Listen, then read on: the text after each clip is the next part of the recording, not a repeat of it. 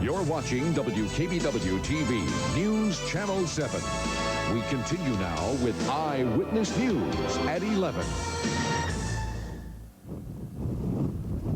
Will the Niagara Falls Airport ever be the same? Not if the Air Force Base pulls out. Gateway 2000. What will aviation here in Western New York be like by the year 2000? Last night here on Eyewitness News, we showed you all the exciting things now underway and on the drawing board at the Buffalo International Airport. Tonight, we take a look at its counterpart in Niagara County, the little brother, if you will. And in the next few weeks, its future has become questionable, thanks to the federal government.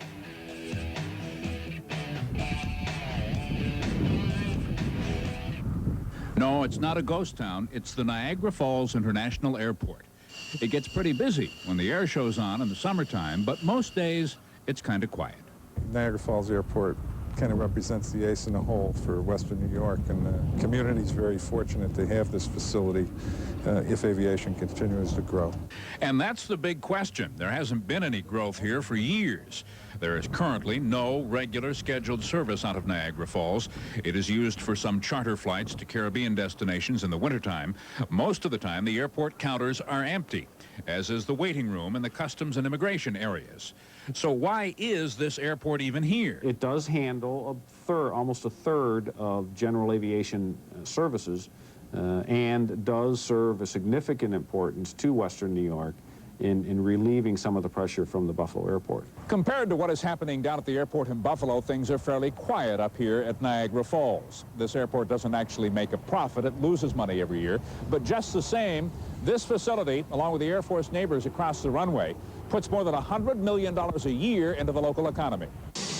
And this is the main reason most of the airplanes you see here are either gray or green. They belong to the Air Force Reserve and Air Guard. The Guard operates a fleet of 10 KC-135 air tanker refuelers, and the Reserve flies 8 C-130 Hercules transports. This is the backbone of operations here at Niagara Falls.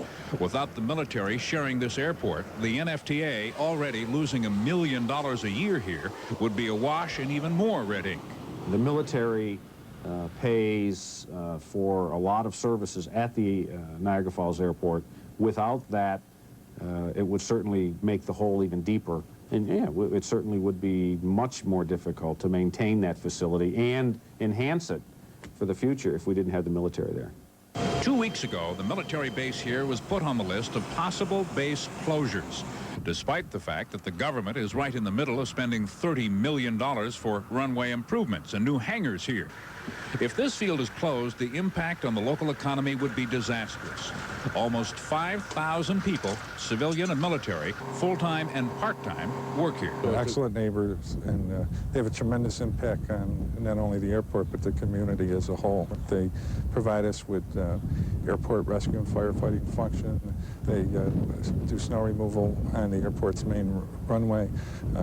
We coordinate very well with the Air Force. So it's a good deal for you to have them here? Yes, and we would like to keep them here for a long time to come.